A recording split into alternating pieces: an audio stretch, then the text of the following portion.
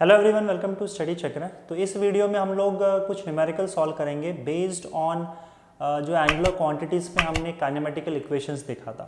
ठीक है, the question is a fan is rotating at 90 RPM, it is then switched off, it stops after 21 rotations, calculate time taken by it to stop, assume that angular acceleration is constant. Okay, let's see the solution. देखो यहाँ पे हमको frequency का value दिया है 90 RPM.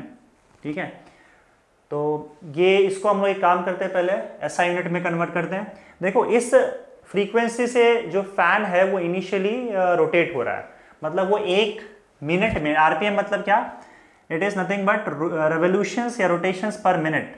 तो एक minute में वो 90 रोटेशंस परफॉर्म कर रहा है।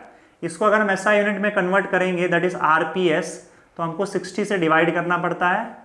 सो इट विल बी आरपीएस, और ये कितना हो जाएगा, इट विल बी 3/2। आरपीएस को हम लोग हर्ट्स भी लिखते हैं, मैंने आपको बताया था, राइट। तो आप हर्ट्स लिखो या आरपीएस लिखो, एक ही बात हो जाएगी। तो हमारे पास ये फ्रीक्वेंसी है, इस फ्रीक्वेंसी से फैन रोटेट हो रहा है। ठीक है, अगर आपके पास फ्रीक्वेंसी है, इसका मतलब आपके पास एंगुलर वेलोसिटी भी है, और ये इनिशियल एंगुलर वेलोसिटी है, मतलब इस फ्रीक्वेंसी से वो इनिशियली रोटेट हो रहा है। बाद में जब आपने स्विच ऑफ कर दिया तो वो फैन स्लो हो जाएगा। तो यहाँ पे जो एंगुलर वेलोसिटी ये फ्रीक्वेंसी हमको देगा, that is nothing but initial angular velocity. Formula क्या होता है, 2πn, that is equal to 2π multiplied by n का value 3/2, 2 cancel, that is equal to 3π radian per second. तो ये हमारे पास इनिशियल एंगुलर वेलोसिटी का वैल्यू आ गया, 3π रेडियन पर सेकेंड। इस एंगुलर वेलोसिटी से वो फैन फिलहाल रोटेट कर रहा है। आपने जैसे ही ऑफ कर दिया फैन को तो उसकी स्पीड कम हो जाएगी, और यहाँ पे क्वेश्चन में दे रखा है that you have to assume angular acceleration is constant. तो एंगुलर एक्सेलरेशन अगर कांस्टेंट है तो हम काइनेमेटिकल इक्वेशन का यूज कर सकते हैं। अब देखो फाइनली क्योंकि फैन स्टॉप हो जाता है तो हमको इसका फाइनल एंगुलर वेलोसिटी पता है। जब वो रुक जाएगा तो final angular velocity will be 0। ठीक है, तो मुझे एक बात बताओ, यहाँ पे तुमको ये दो क्वांटिटीज मिल गया, इनिशियल एंगुलर वेलोसिटी और फाइनल एंगुलर वेलोसिटी। क्वेश्चन में एक और चीज दिया हुआ है कि रुकने से पहले वो टोटल 21 रोटेशंस परफॉर्म करता है, 21 रोटेशंस। अब देखो अगर एक पूरा रोटेशन कंप्लीट करेगा तो वो टोटल कितना एंगल कवर करता है, 360 डिग्री। 360 डिग्री मतलब 2π। तो हम लोग को पता है कि अगर एक कंप्लीट रोटेशन उसने परफॉर्म किया तो एंगल कितना कवर होगा। एक रोटेशन में जो एंगल कवर होता है दैट इज 2π या फिर 360 डिग्री। इसने टोटल नंबर ऑफ रोटेशंस कितने किए बताओ, 21 दिया है ना। तो 21 में टोटल कितना एंगल फॉर्म होगा, ये बताओ, टोटल कितना एंगल फॉर्म होगा। Let's say it is theta. तो हमको पता है क्रॉस मल्टीप्लिकेशन से थीटा का वैल्यू क्या आ जाएगा, 21 इंटू 2π। एक रोटेशन में 2π और 21 रोटेशंस में हमको नहीं पता कितना एंगल कवर करेगा। Let's say it is theta. तो theta will be equal to 21 into 2π radian. So theta will be equal to 42π radian. तो इतना उसका एंगुलर डिस्प्लेसमेंट हो जाएगा। This angle is nothing but angular displacement. आप सुनो, हमको एंगुलर डिस्प्लेसमेंट पता है, इनिशियल और फाइनल वेलोसिटीज पता है, हमको टाइम ढूंढना है कि भाई कितना टाइम लगा उसको रुकने में। तो आप क्या कर सकते हो काइनेमेटिकल इक्वेशंस में, अगर ऊपर के जो मैंने 3 काइनेमेटिकल इक्वेशंस लिखाए थे उसमें आप उसको यूज कर सकते हो। अगर आप वो यूज करोगे तो 2 इक्वेशंस यूज करने पड़ेंगे 2 बार। यहाँ पे आप काम करो, जो चौथा इक्वेशन मैंने लिखाया था उसको आप यूज करोगे तो एक ही इक्वेशन से काम बन जाएगा। वो इक्वेशन क्या था बताओ, theta is equal to omega not plus omega divided by 2 into T. आप डायरेक्ट इस इक्वेशन का यूज करो, आपको यहाँ से टाइम मिल जाएगा, क्योंकि ये दोनों हमको पता है और थीटा भी पता है। सो थीटा का वैल्यू सब्स्टिट्यूट करते हैं, that is 42π is equal to omega not का वैल्यू क्या है 3π प्लस ओमेगा का value 0, final angular velocity, divided by 2 into T. तो पाई कैंसिल हो जाएगा यहाँ पे। अब क्या बचेगा बताओ, टी का वैल्यू क्या आएगा, T will be equal to 42 into 2 divided by 3। So it will be 42 into 2 divided by 3। So this will be equal to 14 3 42 होता है। सो 14 मल्टीप्लाइड बाय 2 और t is equal to 28 seconds. तो 28 सेकेंड्स के बाद वो स्टॉप हो जाएगा। ठीक है, देखते हैं अगला क्वेश्चन।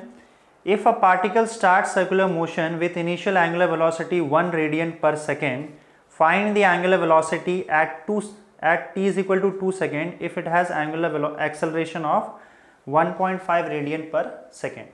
चलो सोल्यूशन देखते हैं। देखो यहाँ पे क्या दिया हुआ है, इनिशियल एंगुलर वेलोसिटी दे रखा है that is 1 radian per second, और ये बोला है कि अगर सपोज करो इसका एंगुलर एक्सेलरेशन अल्फा है और अल्फा का वैल्यू दिया है 1.5 रेडियन पर सेकेंड स्क्वायर, तो पूछा ये है कि 2 सेकेंड के बाद after 2 seconds what will be the value of angular velocity. तो मतलब हमको फाइनल एंगुलर वेलोसिटी पूछा है 2 सेकेंड के बाद अगर angular acceleration 1.5 radian per second square है और इनिशियल एंगुलर वेलोसिटी हमको दे रखा है। तो ये तो सिंपल सा चीज़ है, आपको फर्स्ट इक्वेशन यूज करना पड़ेगा। फर्स्ट इक्वेशन क्या है, omega is equal to omega not plus alpha into T. तो आ जाएगा ओमेगा नॉट का वैल्यू क्या है 1 plus alpha is 1.5 into 2, so that is equal to 1 plus 3 that is equal to 4 radian per second. तो ये आपका फाइनल एंगुलर वेलोसिटी अल्फा आ गया। ठीक है। If a particle performing circular motion starts revolving with 1 radian per second, radian per second किसका unit होता है, रेडियन पर सेकेंड मतलब ये हम लोग को क्या दे रखा है, एंगुलर वेलोसिटी देखा है, और स्टार्ट कर रहा है इससे मतलब initial angular velocity that is 1 radian per second. Now आगे क्या है question, starts revolving with 1 radian per second and angular acceleration is 4 radian per second square. तो यहाँ एंगुलर एक्सेलरेशन दे रखा है 4 रेडियन पर सेकेंड स्क्वायर, और पूछा क्या है, after what time particles angular displacement becomes 3 radian. तो हमको ये बोल रहा है कि आफ्टर व्हाट टाइम पूछना है, पार्टिकल का angular displacement becomes 3 radian, that is the question. Okay, तो यहाँ पे देखो कौन से क्वांटिटीज इन्वॉल्व है। Now see alpha this is basically constant, और अगर अल्फा कांस्टेंट है तो इसका मतलब हम लोग जो काइनेमेटिकल इक्वेशंस है उसका यूज़ कर सकते हैं यहाँ पे। तो कौन से क्वांटिटीज इन्वॉल्व है, देखो यहाँ पे मुझे टाइम ढूंढना है, इनिशियल वेलोसिटी ओमेगा नॉट दिया हुआ है, एंगुलर वेलोसिटी अल्फा और थीटा दिया हुआ है। ठीक है, तो इनको रिलेट करने वाला कौन सा इक्वेशन है, जो हमने सेकेंड इक्वेशन लिखा था वो आ जाएगा यहाँ पे। सेकेंड इक्वेशन क्या था, theta is equal to omega not T plus half alpha T square. तो यहाँ से हमको टाइम मिल जाएगा। थीटा का वैल्यू क्या दिया है यहाँ पे 3 radian, that is equal to omega not is 1 into T plus half alpha का वैल्यू दिया है 4 और टी स्क्वायर। ठीक है, तो ये क्या हो जाएगा बताओ, 3 is equal to T plus 2t square. Okay, तो टी को यहाँ ले आओ तो क्या आ जाएगा बताओ, ये हो जाएगा 2t square plus T minus 3 is equal to 0। और यहाँ पे हम लोग को टाइम ढूंढना है, देखो 2t स्क्वायर प्लस टी और 3 को यहाँ ले आया तो माइनस 3 इज इक्वल टू 0।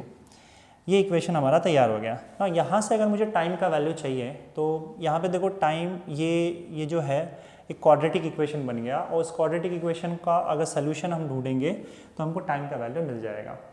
तो अब इसके 2-3 तरीके हैं, आप लोगों को पता होगा, आपने पढ़ा होगा कि क्वाड्रेटिक इक्वेशन का सोल्यूशन कैसे ढूंढते हैं। आप तो सबसे जो जनरल सोल्यूशन होता है वो फॉर्मूला मेथड से आप ढूंढ सकते हो, वो आपको पता होगा that T is equal to minus B plus और minus root of B square minus 4ac upon 2a, ये फॉर्मूला से लगा सकते हो। अब इसमें देखो a का वैल्यू 2 है, b का वैल्यू 1 है और c का वैल्यू माइनस 3 है। आप सब्सटीट्यूट करो तो t का वैल्यू आपको मिल जाएगा। ठीक है, 2 रूट्स इसके मिल जाएंगे। और उसके अलावा हम उसको फैक्टराइजेशन मेथड से भी ढूंढ सकते हैं। तो ये तो सिंपल है, आप ढूंढ सकते हैं, मैं फैक्टराइजेशन मेथड से बता देता हूँ। तो अगर आप फैक्टराइजेशन मेथड से करोगे तो 3 2 6 यानी कि -6 होता है। -6 को आपको 2 पार्ट में तोड़ना है और माइनस करके आपको 1 आना चाहिए। तो ये नंबर हो जाएगा 3 और 2, तो 3 - 2 1 हो जाता है, और ये पॉजिटिव है +1 है तो इसका मतलब यहाँ पे माइनस साइन आ जाएगा। देखो ये बेसिक चीज़ें हैं, आपने स्कूल में पढ़ रखा है, मैं बस इसको यहाँ पे सॉल्व कर रहा हूँ क्वाड्रेटिक इक्वेशन को। तो इससे क्या हो जाएगा, आप इसको ऐसे लिख सकते हो 2t स्क्वायर, जो 2 नंबर है वो 3 और -2 है, so plus 3t minus 2t minus 3 is equal to 0। ठीक है, ऐसे लिख सकते हो आप इसको। अब आगे क्या लिखोगे बताओ, यहाँ पे आप कॉमन ले लो, क्या कॉमन लोगे, 2t² + 3t में कॉमन क्या आएगा, t कॉमन आएगा, अंदर क्या बचेगा 2t + 3, यहाँ पे -1 ब्रैकेट में 2t + 3 = 0। तो ये क्या हो जाएगा देखो, t - 1 और 2t + 3 = 0। ओके, तो इसके बाद क्या लिख सकते हैं यहाँ पे, therefore t - 1 = 0 और 2t + 3 = 0। सो therefore t = 1 और यहाँ पे क्या हो जाएगा, t = -3/2। लेकिन देखो जो टाइम है वो टाइम नेगेटिव तो हो नहीं सकता, टाइम इज़ ऑलवेज पॉजिटिव, तो फिर ये जो t = -3/2 है ये पॉसिबल नहीं है। So our answer is t = 1 second. Next question, a particle starts revolving with angular velocity √2π/3 रेडियन/सेकेंड। तो यहाँ पे इनिशियल एंगुलर वेलोसिटी जिससे पार्टिकल घूम रहा है वो दे रखा है √2π/3 रेडियन/सेकेंड। ठीक है, और क्या दिया है, and it's angular velocity reduces at constant rate of π/27 रेडियन/सेकेंड²। π/27 रेडियन/सेकेंड² से इसका जो एंगुलर वेलोसिटी है वो रिड्यूस हो रहा है। रेडियन/सेकेंड² दिया है, इसका मतलब हमको एंगुलर एक्सेलरेशन अल्फा दिया है। ठीक है, दूसरी बात ये कि पार्टिकल यहाँ पे पार्टिकल का जो एंगुलर वेलोसिटी है वो रिड्यूस हो रहा है, कम हो रहा है। तो मैंने आपको बताया था कि जब भी पार्टिकल का एंगुलर वेलोसिटी कम होता है तो इसका मतलब जो एंगुलर एक्सेलरेशन है वो नेगेटिव होगा। अगर एंगुलर वेलोसिटी बढ़ेगा तो फिर अल्फ़ा पॉजिटिव होगा, कम होगा तो एक्सेलरेशन नेगेटिव होता है। ठीक है, तो क्योंकि यहाँ पे एंगुलर वेलोसिटी कम हो रहा है सो अल्फ़ा और angular acceleration will be negative. ठीक है, आगे बढ़ते हैं। आगे क्या दिया हुआ है, find the number of revolutions performed by the particle before it stops. So we have to find number of revolutions performed by the particle before it stops. Before it stops का मतलब पार्टिकल जब रुक जाएगा, जब तक वो रुक ना जाए। तो फाइनली यहाँ पे पार्टिकल रुक जा रहा है, इसका मतलब अगर मैं उसके फाइनल एंगुलर वेलोसिटी की बात करूँ तो वो ज़ीरो होगा, क्योंकि पार्टिकल फाइनली रुक जा रहा है। राइट, तो हमको इनिशियल एंगुलर वेलोसिटी पता है, फाइनल एंगुलर वेलोसिटी पता है और अल्फ़ा पता है, दैट इज़ एंगुलर एक्सेलरेशन। और ढूंढना क्या है मुझे, नंबर ऑफ रेवोल्यूशंस जो पार्टिकल ने परफॉर्म किया है। अब नंबर ऑफ रेवोल्यूशन तो हमको किसी काइनेमेटिकल इक्वेशन में मिला नहीं है, तो हम इसका क्या करें। देखो, अगर हमको नंबर ऑफ रेवोल्यूशंस ढूंढना है और हमको अगर कोई एंगल बता दे, एंगुलर डिस्प्लेसमेंट थीटा बता दे, तो हम नंबर ऑफ रेवोल्यूशंस जान सकते हैं। फॉर एग्जांपल, अगर किसी ने मुझे कहा कि किसी पार्टिकल ने 4π एंगुलर डिस्प्लेसमेंट कवर किया है, हमको पता है एक पूरा रेवोल्यूशन कंप्लीट करके जब पार्टिकल कर लेता है तो वो 2π एंगल कवर करता है। 2π मतलब 360 डिग्री। तो एक कंप्लीट रेवोल्यूशन में एंगल कितना बना, 2π। तो अगर मुझे किसी ने कहा कि 2 रेवोल्यूशंस कंप्लीट किए, मतलब एंगल कितना बना, 4π, है ना। या फिर अगर किसी ने कहा 3 रेवोल्यूशंस कंप्लीट किए तो एंगल कितना बनेगा, 6π। अच्छा, किसी ने कहा आधा रेवोल्यूशन ही कंप्लीट हुआ है तो एंगल कितना बनेगा, 2π का आधा होगा, दैट इज पाई रेडियन। तो एंगल भी दिया है तो हम नंबर ऑफ रेवोल्यूशंस पता कर सकते हैं, नंबर ऑफ रेवोल्यूशंस दिया तो एंगल पता कर सकते हैं। सो यहाँ पे नंबर ऑफ रेवोल्यूशंस पूछा है, तो एक काम करते हैं, क्योंकि काइनेमेटिकल इक्वेशन में एंगल आता है थीटा, तो हम थीटा ढूंढ लेंगे। मान के चलो कि हमको थीटा ढूंढना है, थीटा मिल गया तो आप क्या करोगे, उसको 2π से डिवाइड कर देना। ठीक है, आपको नंबर ऑफ रेवोल्यूशंस मिल जाएगा। सो ये चीज़ याद रखो, number of revolutions will be, जो भी एंगल होगा डिवाइडेड बाय 2π, क्योंकि एक रेवोल्यूशन के लिए एंगल कितना होता है, 2π। सो अगर मुझे नंबर ऑफ रेवोल्यूशन ढूंढना है तो इस फॉर्मूले का यूज़ करेंगे हम बाद में। तो अभी तो फिलहाल थीटा ढूंढ लेते हैं। तो मुझे एक बात बताओ, अल्फा, ओमेगा नॉट, ओमेगा और थीटा, इनमें जो रिलेशन बताता है वो कौन सा इक्वेशन है, that will be our third equation, that is omega square is equal to omega not square plus 2 alpha theta. Okay, omega square 0 0 is equal to omega not का स्क्वायर। ओमेगा नॉट क्या है यहाँ पे, √2π/3 का square is equal to 2 alpha का value क्या है, π/27, लेकिन क्योंकि ये नेगेटिव है तो माइनस लगा दे रहा हूँ मैं, और थीटा। तो एक काम करो, ये वाला पार्ट इस साइड ले आओ तो क्या हो जाएगा बताओ, 2π theta upon 27 is equal to, ये क्या हो जाएगा बताओ, 2/9 pi square. Okay, pi pi cancel हो जाएगा। तो बताओ यहाँ से थीटा का वैल्यू क्या आएगा, theta will be equal to 2 multiplied by 2 भी कैंसिल हो जाएगा, 2 भी कैंसिल कर दो, so it will be 27 divided by 9 pi, right. तो बताओ ये क्या हो जाएगा, theta will be equal to 3 pi, right.